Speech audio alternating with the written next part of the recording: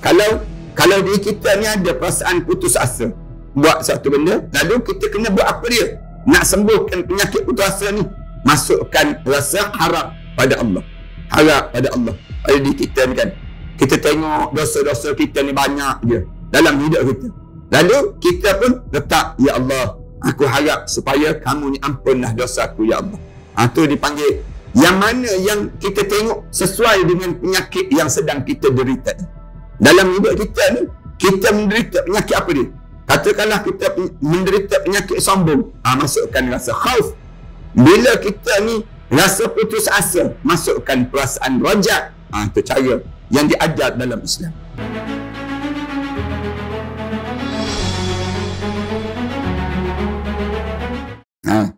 Kemudian kita hari ini kita akan pergi tajuk mana yang lebih utama, memenangkan khauf ataupun memenangkan ar-raja.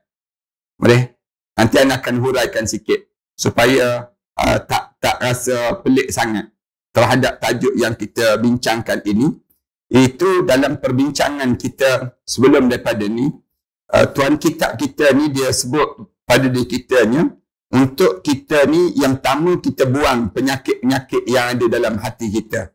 Penyakit dalam hati kita ni banyak sangat yang sarang dalam jiwa-jiwa setiap di kalangan kita ni. Dan penyakitnya termasuklah kedekut. Yang terakhir-akhir dahulu kita sebut penyakit yang biasa terjadi dalam hidup seorang ni ialah ghurur ataupun terpedaya. Ini penyakit-penyakit yang biasa terjadi dalam hidup seorang. Lalu dalam hidup kitanya, lepas pada kita buang penyakit tersebut, lalu kita kena masukkan dalam jiwa kita ni beberapa perkara yang lain. Dalam jiwa kita ni, itu di mana kita kena masuk dalam jiwa kita ni beberapa perkara yang utama yang diajar dalam Islam. Itu yang pertama, kita kena masukkan tauhid dan ubudiyah kepada Allah. Ingat balik kan, yang tu yang pertama dahulu. Yang mesti kita masukkan dalam jiwa kita ni perasaan penghambaan diri kita kepada Allah. Tu yang pertama yang kena masuk. Yang kedua, kena masuk dalam jiwa kita ni keikhlasan kepada Allah. Biar kita ni sentiasa ikhlas. Bila kita sebut kita ni orang mukmin, kita kena jadi ikhlas pada diri kita. Kemudian yang ketiga, kena masuk dalam diri kita ni membenarkan janji kita terhadap Allah. Maksudnya, kita ni kena buktikan macam mana pun diri kita ni untuk yang dinamakan dengan menjadikan diri kita ni benar-benar orang yang membuktikan rasa cinta kita pada Allah. Itu kena jadikan diri kita demikian. Yang keempat, kena masuk zuhud dalam jiwa kita. Setiap di kalangan kita ni kena ada perasaan zuhud dipanggil. Zuhud ni maknanya kitanya tidak tamak terhadap dunia dan kita menjadikan diri kita tamak terhadap akhirat. Itu dipanggil zuhud. Zuhud dalam hidup seorang. Kemudian yang kelima, kena masuk dalam jiwa kita tawakal kepada Allah. Tawakal maksudnya pergantungan diri. Kita mula berharap dalam diri kita ni, letakkan harapan kepada Allah Subhanahu Wa Taala dalam kita menjadikan diri kita hamba kepada Allah Subhanahu Wa Taala. Kemudian yang keenamnya, kena masukkan dalam jiwa kita ni rasa mencintai Allah. Kena ada pada diri kita ni rasa cinta pada Allah.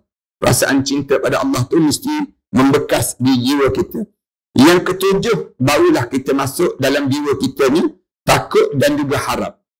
Takut dan juga harap. Takut ni maknanya dia rasa pada diri kita ni, kadang-kadang ada tak kita bayangkan diri kita ni keadaan yang kita akan lalui masa yang akan datang. Dia panggil takutnya kalau sekiranya kita mati dalam keadaan yang kita tak sedia menghadap depan Allah.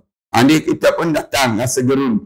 Macam manalah kita kalau kita dalam kubur nanti, kemudian kita duduk seorang-seorang dalam kubur, kita nak macam mana kita nak lalui masa kita dalam kubur seorang-seorang.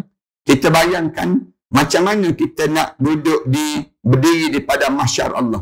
Itu dipanggil perasaan takut. Kena ada pada diri kita demikian.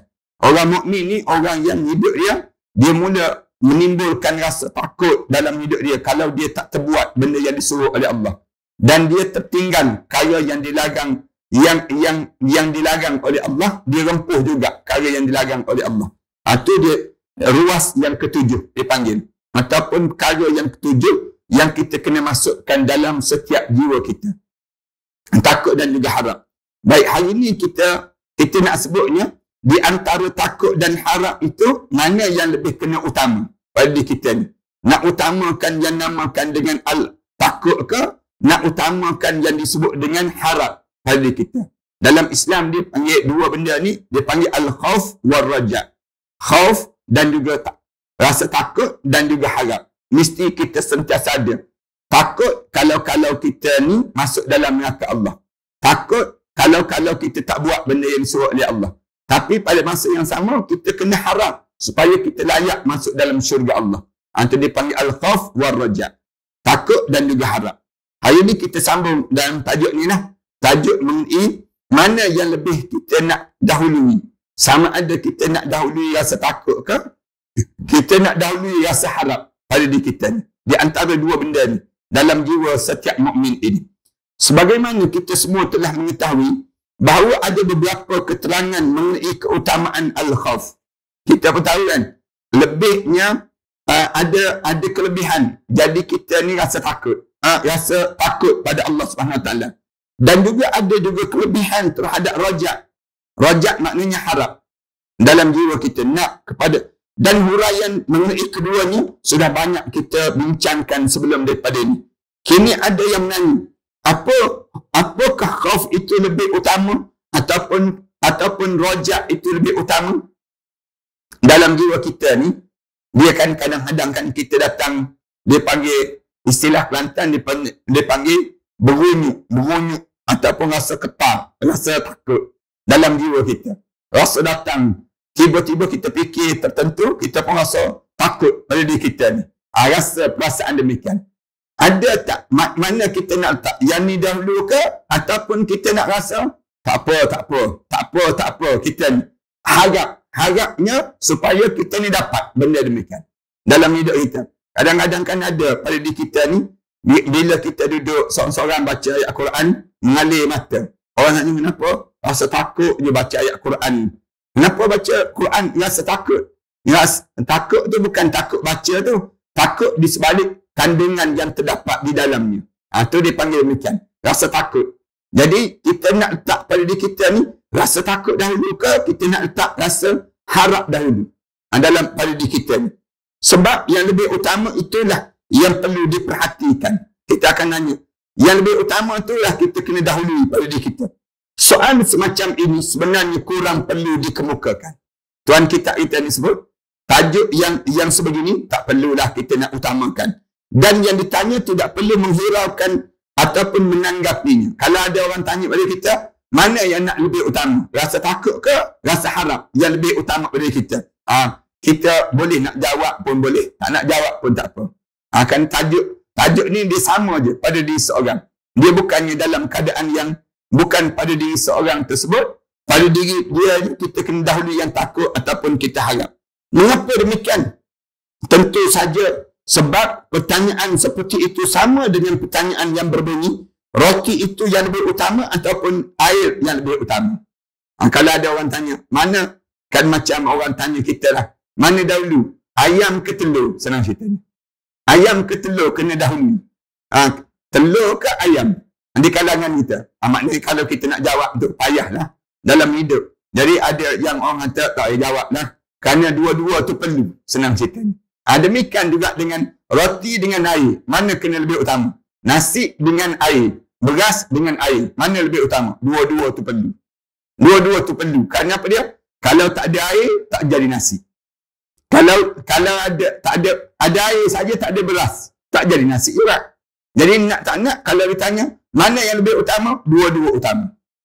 Dua-dua utama. Di antara kita nak utamakan khauf ke, kita nak utamakan rajak.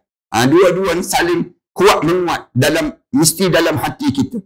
Oleh sebab itu, kalaupun kita berikan jawapan, maka sebaiknya diucapkan saja. Roti lebih utama bagi orang yang lapar, sedangkan air itu lebih utama bagi orang yang sedang merasa haus ataupun dahaga. Ni roti dia guna, kita guna beras. Misal contohnya. Beras ni kalau kita nak sebut beras, boleh makan begitu saja tak? Boleh, tapi kembung perut. Kita jawab, bolehlah makan. Orang lapar, bolehlah makan. Dia makan nak bumi kat beras tu. Misal contohnya. Tapi dia masuk dalam perut dia, kembung. Perut dia ni sendiri. Jikalau keduanya berkumpul, yakni antara lapar dan juga haus, maka perhatikan saja bagaimana menurut kebiasaannya. Atau mana yang lebih sangat pada diri seorang. Kadang-kadang kan kita ni, dua-dua terhidang depan kita. Kadang-kadang air, kadang-kadang nasi. Jadi, mana yang utama? Ada setengah orang lapar sangat, dia ambil nasi dulu. Ada setengah orang, dia ambil air dahulu. Minum air dulu 3 teguk, baru dia dimulakan untuk makan nasi. Itu tajuk yang dia gunakan dengan analogi pada kita, mana yang nak bawa masuk dalam jiwa kita. Sama ada kita nak masukkan khauf ataupun kita nak masukkan rajak pada diri kita. Senang bahasanya, masuk dua-dua. Masuk dua-dua pada diri kita.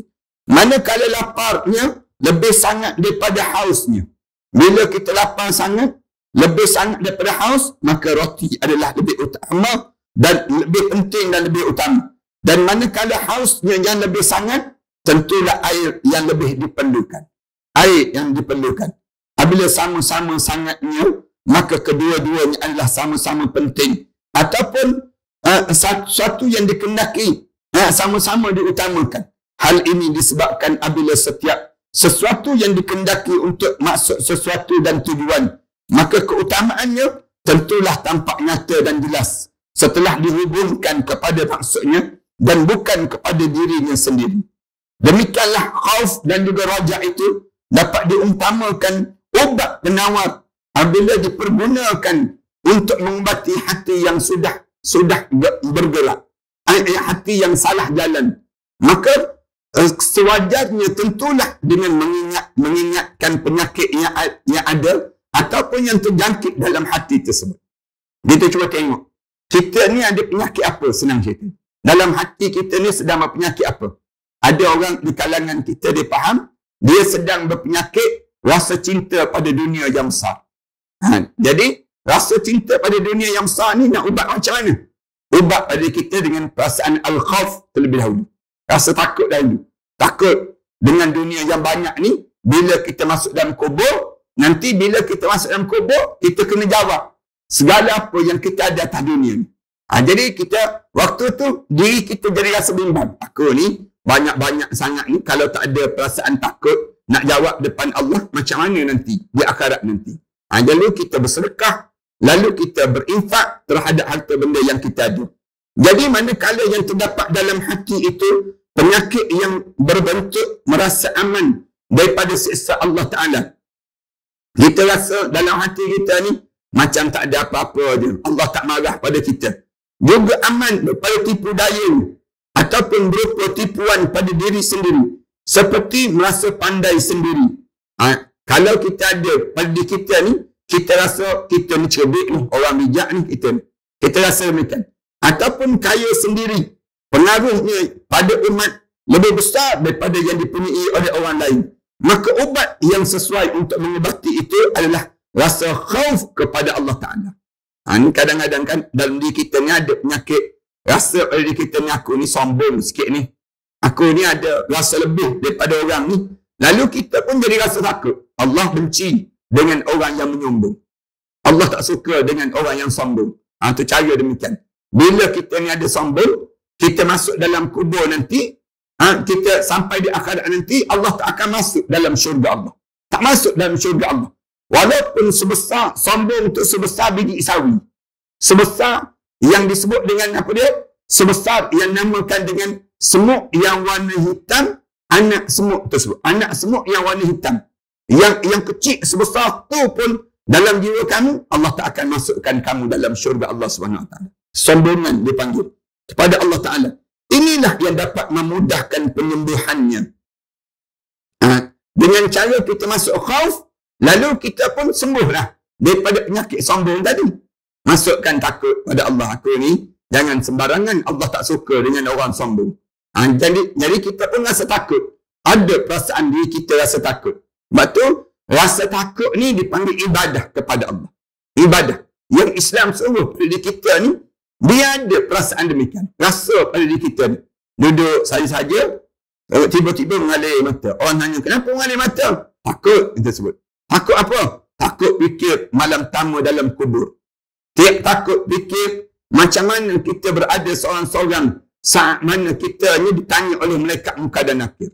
Kita pun rasa takut terus. Aku ni macam mana lah pada diri aku ni. Sebab memang ini yang lebih utama. Sebab ini yang lebih utama. Tetapi manakala penyakit yang berjangkit dalam hati itu berupa putus asa. Katakanlah yang kita dalam jiwa kita ni ada penyakit putus asa. Rasa buat sikit putus asa. Buat sikit tu perasaan putus asa. Ataupun perasaan tidak mungkin memperolehi rahmat Allah Ta'ala. Ataupun dalam diri kita ni kata-kata, aku ni tak ada harapan dapat rahmat Allah Ta'ala ni. Maka ubat yang berupa rajak itu adalah lebih baik dan lebih utama serta boleh diandalkan untuk menyembuhkannya. Kalau diri kita ni ada perasaan putus asa buat satu benda, lalu kita kena buat apa dia? Nak sembuhkan penyakit putus asa ni, masukkan rasa harap pada Allah. Harap pada Allah. Pada diri kita ni kan. Kita tengok dosa-dosa kita ni banyak je dalam hidup kita. Lalu kita pun letak, ya Allah, aku harap supaya kamu ni ampunlah dosa aku, ya Allah. Itu dipanggil yang mana yang kita tengok sesuai dengan penyakit yang sedang kita derita. Dalam hidup kita ni, kita menderita penyakit apa dia? Katakanlah kita menderita penyakit sombong. Masukkan rasa khauf. Bila kita ni rasa putus asa, masukkan perasaan rajak. Itu cara yang diajar dalam Islam. Rajak itu maknanya harap. Kita letak satu harapan dalam hidup kita ni.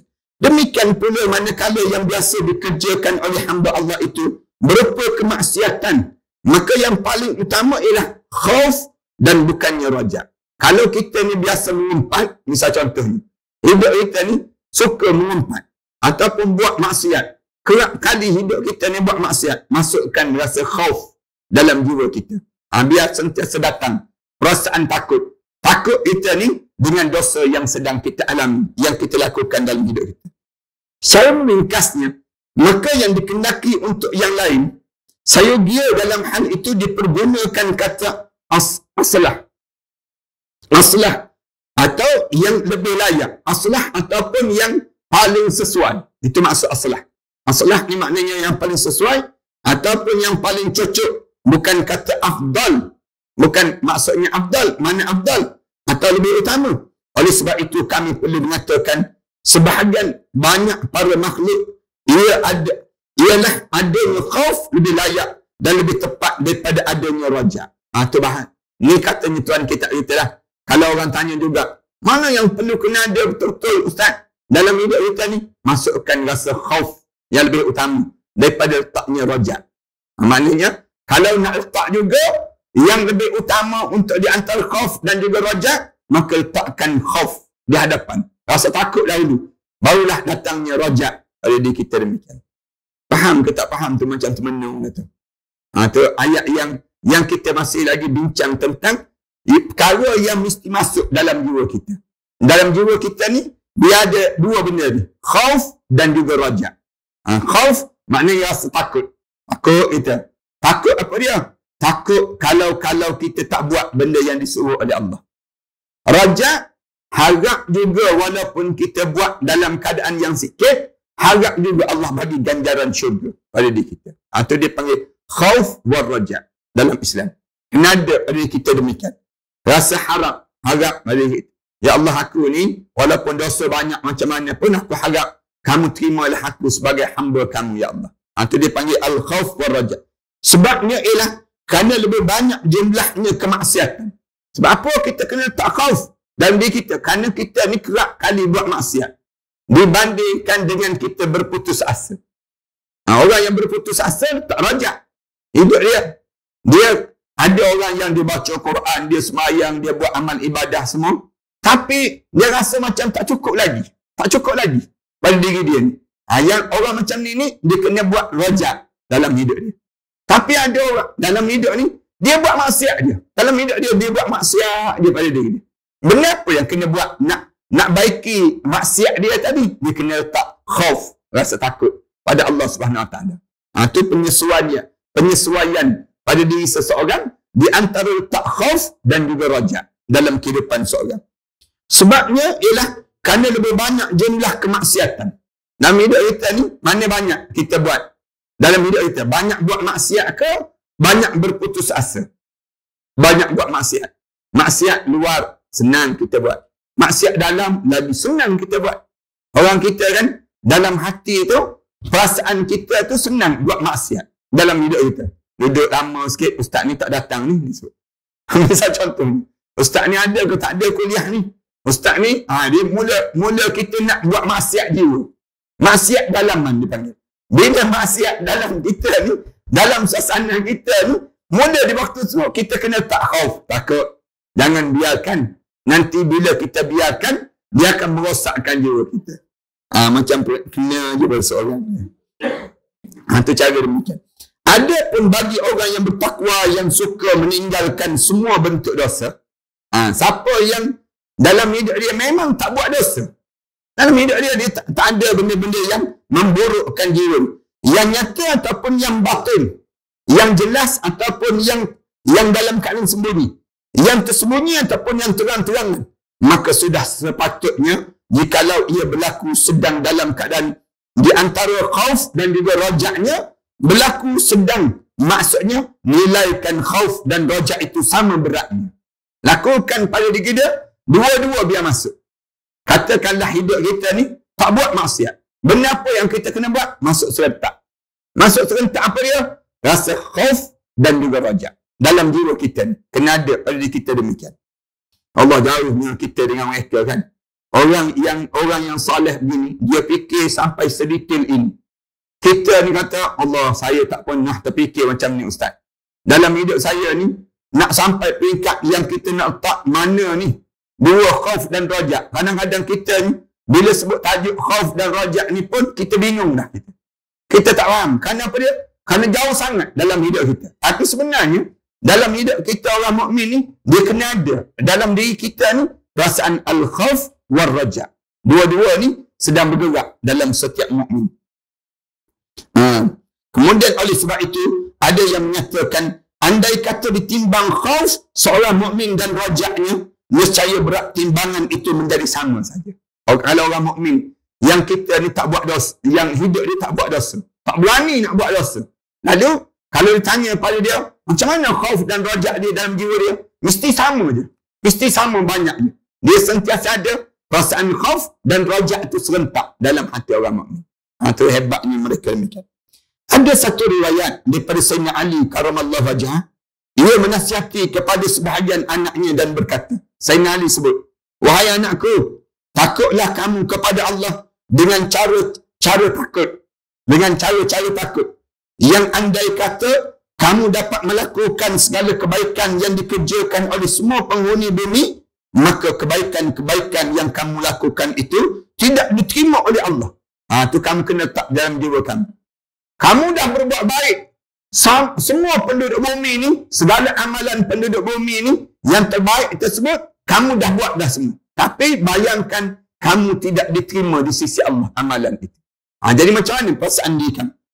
Dan kamu jadi rasa takut lah. Rasa takut. Kalau kita buat amalan, tiba-tiba Allah tak terima. Macam kita datang dengan kuliah ni kan. Tiba-tiba Allah tak terima amalan kita. Buat rugi je kita. Kita akan jadi macam. Ataupun kita bangun tahajud malam, nangis, baca doa dan sebagainya. Tiba-tiba tak diterima. Tak diterima. Yang disebut dengan tahajud kita. Kamu kena ada perasaan itu, wahai anak-anakku. Katanya Sayyidina Ali. Waktu tu kamu nak buat macam mana? Kamu rasa takut. Takut dalam hidup. Dan berharaplah kepada Allah dengan cara-cara berharap. Bila kamu nak berharap, kamu berharap dengan cara-cara berharap. Macam mana? Yang andai kata kamu telah melakukan segala keburukan yang dilakukan oleh semua penghuni bumi ini, maka keburukan-keburukan yang kamu lakukan itu akan diampuni oleh Allah Subhanahu Wa Taala. Itu dipanggil berharap. Benar-benar berharap. Kita ni tersalah buat. Bila kita tersalah buat, kita buat segala dosa-dosa orang atas dunia ni. Lalu di waktu itu, macam mana kita berharap? Berharap dengan Allah, tolong ampunkan dosa. Kalau saya buat contoh yang mudah, orang yang dalam kamar mahkamah kan, dia nampak dah salah. Hakim pun nak buat keputusan dah. Dia betul-betul harap hakim ni untuk apa dia? Ubah keputusan yang buruk kepada keputusan yang baik. Demikianlah dengan orang mukmin. Orang mukmin ni, kita ni buat benda-benda yang dilarang oleh Allah.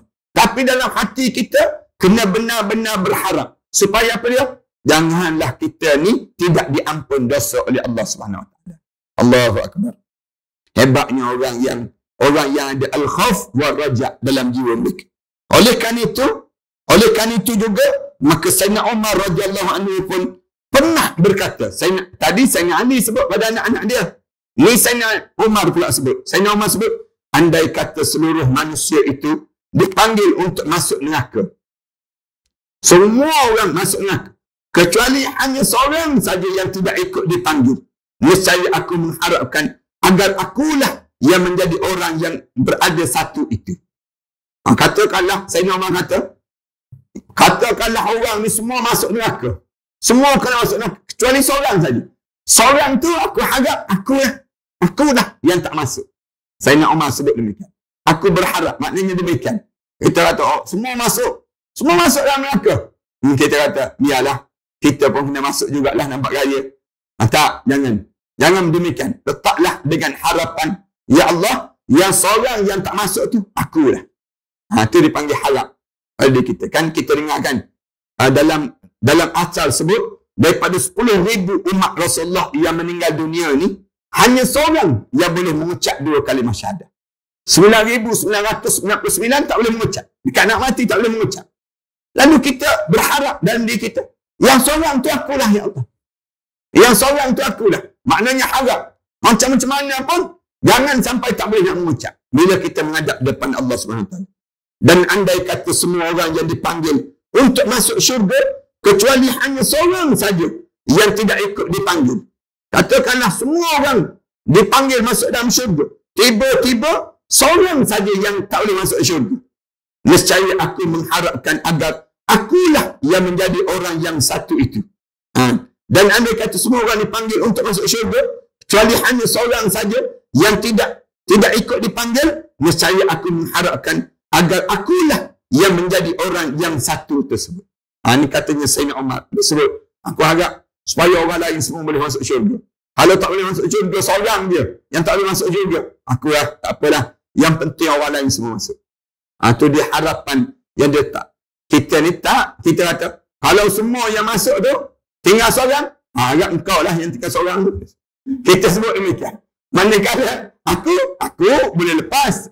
Itu yang menyebabkan kita ni rasa lega je memanjang. Jangan demikian. Dalam hidup kita ni, biar kena ada pada diri kita ni perasaan takutnya kalau kita tertinggal seorang. Orang lain semua boleh masuk, tiba-tiba kita tak boleh masuk. Maka di waktu tersebut, kita mula letakkan harap pada Allah supaya kita ni diterima juga masuk di sisi Allah SWT.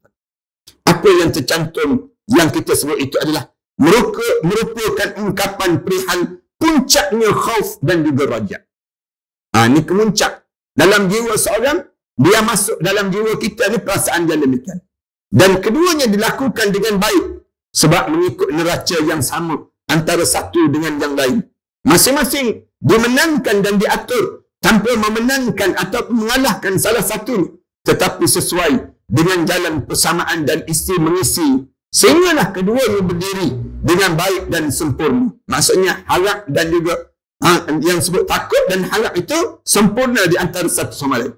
Amallah semacam yang dilakukan oleh Sayyidina Umar radhiyallahu anhu, saya dia kita kira, yakni dibuat sama khauf dan juga raja'nya. Beliau radhiyallahu anhu sentiasa sekali perhatian sekali dalam meneliti keadaan hati dan jiwanya.